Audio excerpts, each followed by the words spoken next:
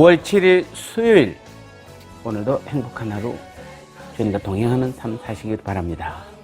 다행히도 감사하게도 태풍이 위력만큼은 강하지 못했던 것 같습니다. 어떤 사람들은 너무 과하게 우리가 너무 준비를 많이 한 거 아니냐, 그에 비해서 약하다, 이런 말을 하는데, 제가 볼 때는 우리 하나님의 도우심입니다. 이 민족을 사랑하시는 우리 하나님께서 그 강력한 태풍도 잔잔하게 만드신 우리 하나님인 줄 믿습니다. 하나님의 은혜에 감사함을 드립니다.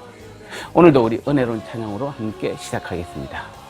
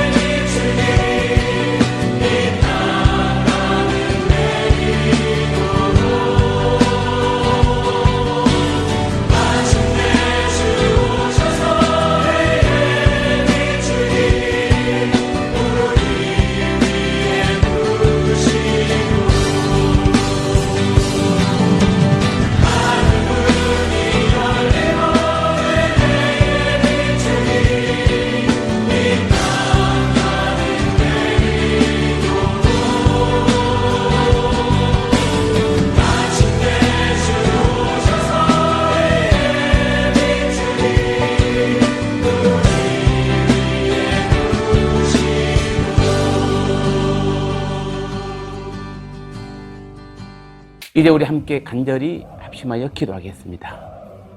병든 자와 함께 아파하고 고난받는 자와 함께 동참하는 것이 바로 합심 기도하는 능력임을 알고 우리 교회가 기도로 짐을 나누게 하옵소서. 강력한 태풍에도 큰 피해 없이 이 백성들을 지켜주셔서 감사합니다. 매일이 감사요 주님의 능력 가운데서만 살아가는 믿음이 되게 하옵소서. 추석 연휴 기간 동안 안전 운전되게 하시옵고 우상에게 절하지 않게 하시고 십자가 복음의 능력을 나타내는 삶이 되게 하옵소서. 아멘. 이 40초 동안 이제 우리 간절히 합심하여 한 마음으로 간절히 기도하겠습니다.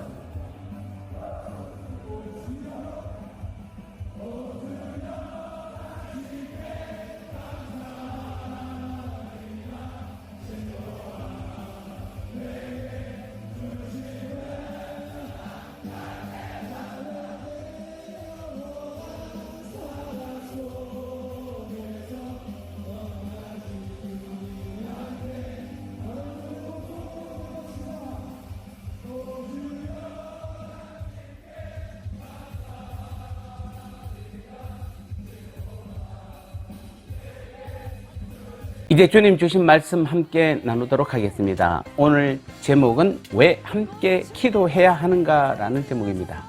야고보서 5장 14절 말씀에 너희 중에 병든 자가 있느냐? 그는 교회의 장로들을 청할 것이요. 그들은 주의 이름으로 기름을 바르며 그를 위하여 기도할지니라. 아멘. 한 성도의 고난은 모든 성도들을 한 자리로 부르시는 하나님의 음성입니다. 오늘 14절을 보면 성도 중에 병든 자는 교회의 장로들을 청하여 함께 기도하라 이 말씀하고 있습니다. 야고보는 먼저 병든 자가 해야 할 일을 말하고 있는데 곧 교회의 장로들을 청하라는 것입니다. 그리고 이어 초청을 받은 장로들은 이를 거절하지 말고 즉시 달려가 병든 자를 위해 주님께 기도하라고 말씀하고 있습니다. 물론 여기서 장로란 그 당시 상황을 보면 우리가 디모데전서 3장 1절에서 7절이나 디도서 1장 5절에서 9절 말씀을 보면은 오늘날의 목회자에 가까운 말이므로 교회의 장로들을 청하라는 말씀은 곧 교회 공동체를 대표하고 믿음과 은혜에 있어 신실한 중직자들을 청하라는 말씀이라고 할 수 있습니다. 즉 교회의 목사나 실제 장로들이나 권사들이나 안수집사들 이런 중직분들을 초청해서 기도를 받으라는 것입니다. 이는 더 나아가 여러 다른 신실한 믿음의 형제들도 함께 초청하라는 말씀으로도 볼 수 있는 것입니다. 왜냐하면 이 말씀 속에는 이처럼 교회 공동체를 대표하는 분들의 초청을 통해 한 성도의 고난을 온 교회가 알고 함께 감당해야 한다는 뉘앙스가 내포되어 있기 때문입니다. 어떤 사람은 자기의 병을 숨기기도 하고 드러내는 것을 꺼리기도 합니다만 그것은 옳지 않습니다. 또 남의 병을 비판하고 또 평가하는 것도 옳지 않습니다. 우리는 누군가가 병에 걸리면 병에 걸린 사람은 교회의 장로들에게 즉 교회 중직들에게 청하고 그 교회 중직분들과 교회 구성원 전체는 그분을 위해서 함께 기도해야 하는 것입니다. 즉 오늘 본문의 말씀을 종합해 보면 어느 성도가 질병과 같은 고난이나 불행을 당하면 주변의 모든 믿음의 식구들은 그를 위해 한자리에 모여 함께 기도하며 짐을 나누어 지라고 말씀하고 있는 것입니다. 그래서 우리 교회는 아픈 사람을 위해 각자의 위치에서 한 마음으로 함께 하나님께 간절히 합심 기도를 하는 것입니다. 그리고 이 기도에 동참하는 것이 곧 그 병의 아픔이나 고난 중에 있는 성도의 짐을 나누어 지는 것입니다. 그런데 우리의 모습을 보면 대개는 이와 반대로 행동하는 경우가 적지 않습니다. 곧 사람들은 기쁘고 경사스러운 일이 있으면 이를 널리 알리고 많은 사람들을 초청장까지 보내서 카톡을 보내서 다 초청을 하지만 반대로 고난과 불행한 일을 당하면 이를 숨기고 사람들로부터 멀어지려 하며 주변 사람들 역시 기쁜 일에는 너나 없이 찾아가면서도 불행을 당했을 때는 오히려 멀리하고 피하는 경우가 더 많다는 것입니다. 하지만 오늘 말씀을 다시 한번 자세히 살피면 기쁜 일 당한 자가 아니라 병든 자가 교회의 장로들을 청하라 이렇게 되어 있습니다. 그리고 장로들 역시 기쁜 일 맞는 자가 아니라 병든 자를 찾아가 함께 기도하라고 말씀하고 있습니다. 따라서 세상 사람들은 몰라도 적어도 우리 성도들만큼은 같은 성도들의 고난과 불행을 모른 척 해서는 안 됩니다. 제가 지난 6개월을 돌아보면은 성도들의 아픔과 고난의 자리에 생각보다도 많은 성도들이 동참하지 않고 있습니다. 우리는 잔치집보다는 오히려 아픔이나 고난 중에 있는 성도들을 돌아볼 줄 아는 그런 일에는 적극적으로 참여할 줄 아는 것이 바로 주님의 뜻이라는 것입니다. 우리는 다른 성도의 기쁜 일이나 경사스러운 일은 때로는 무심히 지나쳐도 흠이 되지 않을 수도 있지만 함께 지체된 성도의 고난과 불행만큼은 결코 무관심해서는 안 됩니다. 특히 이 점은 교회의 중직자일수록 더 명심해야 됩니다.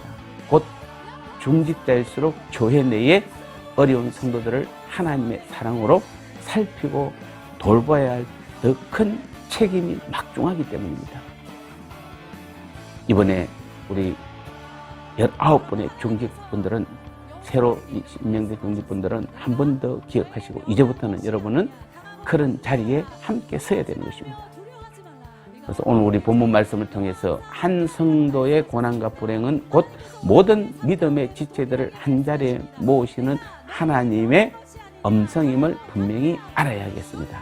그리하여 어려움과 고난을 만난 성도는 이를 부끄러워하지 말고 믿음의 가족들에게 알리고, 교회 공동체 역시 이를 자신의 일로 생각하며 함께 아파하고 기도함으로 짐을 나누어 져야 하는 것입니다. 그래야 기쁠 때는 물론 고난과 불행조차도 함께 나누는 공동체, 아니 어려울수록 더 큰 사랑과 은혜를 나눔으로써 오히려 고난의 때에 그리스도의 몸된 교회를 더욱 견고히 세워나가는 아름다운 성도들이 되어야 될 줄 믿습니다. 이제 나눔의 시간입니다. 교회에서 병든 자가 있고 고난받는 자가 있다는 것은 한 지체이기 때문에 모든 성도들이 함께 반응해야 하는 것입니다. 특별히 병든 자는 교회의 장로들을 청하라는 말씀은 한 사람의 아픔에 교회의 중직들이 직접 찾아가서 또 모든 성도들이 함께 해야 함을 강조하고 있습니다. 우리는 잔치나 결혼식에는 잘 참석하면서 한 사람의 아픔이나 고난 가운데 있을 때는 별로 중요하게 여기지 않습니다. 오히려 잔치보다 아픈 자, 고난받는 자에게 더 위로하고 함께하는 것이 힘이 되고 더 주님의 사랑을 나누며 함께 한 지체임을 확인해야 합니다.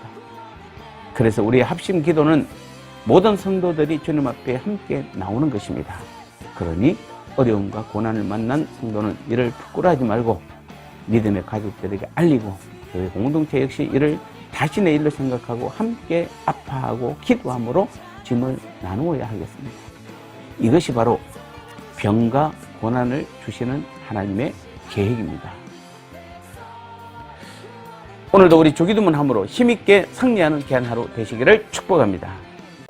하늘에 계신 우리 아버지여, 이름이 거룩히 여김을 받으시오며 나라가 임하시오며 뜻이 하늘에서 이루어진 것 같이 땅에서도 이루어지이다.